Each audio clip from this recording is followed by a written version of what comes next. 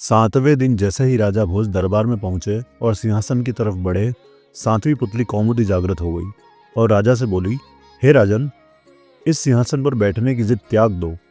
इस सिंहासन पर वही बैठ सकता है जो राजा विक्रमादित्य की तरह गुणवान और दानी हो। अगर तुम में उनकी तरह एक भी गुण हो तो अवश्य इस सिंहासन पर बैठना। राजा भोज को कौमुदी ने राजा विक्रमादित्य की कथा सुनाते हुए कहा। एक दिन राजा विक्रमादित्य अपने शयन कक्ष में सो रहे थे। अचानक उनकी नींद किसी के रोने के स्वर सुनकर टूट गई। उन्होंने ध्यान लगाकर सुना तो रोने की आवाज नदी की तरफ से आ रही थी और कोई स्त्री रोए जा रही थी। विक्रम की समझ में नहीं आया कि कौन सा दुख उनके राज्य में किसी स्त्री को इतनी रात गए बिलख बिलख कर रोने को विवश कर रहा है। उन्होंने तुरंत राज परिधान पहना और कमर में तलवार लटकाकर आवाज की दिशा में चल पड़े।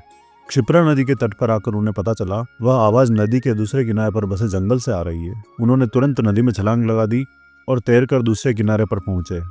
फिर चलते चलते उस जगह पहुंचे जहां से रोने की आवाज आ रही थी। उन्होंने देखा कि झाड़ियों में बैठी एक स्त्री रो रही है। उन्होंने उस स्त्री से रोने का कारण पूछा। स्त्री ने कहा कि वह कई लोगों को अपनी व्यथा सुना चुकी है मगर कोई फायदा नहीं हुआ। राजा ने उसे विश्वास दिलाया कि वह उसकी मदद करने का हर संभव प्रयत्न करेंगे। तब स्त्री ने बताया कि वह एक चोर की पत्नी है और पकड़े जाने पर नगर कोतवाल ने उस चोर को वृक्ष पर उल्टा टंगवा दिया है। राजा ने पूछा, क्या वह इस फैसले से खुश नहीं है? इस पर औरत ने कहा कि उस फैसले पर कोई आपत्ति नहीं है, लेकिन वह अपने पति को भूखा प्यासा लटकता नहीं देख सकती। चूंकि न्याय में इस बात की चर्चा नहीं की कि वह भूखा प्यासा रहे, इसलिए वो उसे भोजन तथा पानी देना चाहती है। विक्रम ने पूछा कि अब तक उसने ऐसा क्यों नहीं किया। इस पर औरत बोली कि उसका पति इतनी ऊंचाई पर टंगा हुआ है कि वो बगैर किसी की सहायता से उस तक नहीं पहुंच सकती और राजा के डर से कोई भी दंडित व्यक्ति की मदद को तैयार नहीं होता। तब विक्रम ने कहा कि वो उनके साथ चल सकती है और वे दोनों उस स्थान पर पहुंच गए जहां वो व्यक्ति लटका हुआ था। जैसे ही विक्रमादित्य पेड़ के पास आए, वो राजा के कंधे पर चढ़कर उस व्यक्ति को खा गई। वास्तविकता में वो औरत एक पिशाचिनी थी और वह लटकने वाला व्यक्ति उसका पति नहीं था। वह तो बस उसे खाना चाहती थी। उसने तृप्त होकर विक्रम को उसके मनचाही चीज मांगने को कहा। विक्रम ने कहा कि वह अन्नपूर्णा का पात्र प्रदान करे जिससे उनकी प्रजा कभी भूखी नहीं रहे। इस पर वह पिशाचिनी बोली कि अन्नपूर्णा पात्र देना उसके बस में नहीं है, लेकिन उसकी बहन उसे वो पात्र प्रदान कर सकती है। विक्रम उसके साथ चलकर नदी किनारे आए जहाँ एक झोंपड़ी थी। पिशाचिनी की आवाज़ देने पर उसकी बहन बाहर निकली। बहन को उसने राजा का परिचय दिया और कहा कि विक्रमादित्य अन्नपूर्णा पात्र के सच्चे अधिकारी हैं, अतः वो उन्हें अन्नपूर्णा पात्र प्रदान करे। उसकी बहन ने सहर्ष अन्नपूर्णा पात्र उन्हें दे दिया।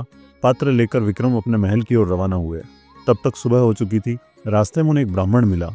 उसने राजा से भिक्षा में भोजन मांगा। विक्रम ने अन्नपूर्णा पात्र से कहा कि ब्राह्मण को पेट भरकर भोजन करवाए। सचमुच तरह तरह के व्यंजन ब्राह्मण के सामने आ गए। जब ब्राह्मण ने पेट भर खाना खा लिया तो राजा ने उसे दक्षिणा देना चाहा। ब्राह्मण अपनी आंखों से अन्नपूर्णा पात्र का चमत्कार देख चुका था, इसलिए उसने कहा, अगर आप दक्षिणा देना ही चाहते हैं तो मुझे दक्षिणा स्वरूप ये पात्र दे दें, ताकि मुझे किसी के सामने भोजन के लिए हाथ नहीं फैलाना पड़े।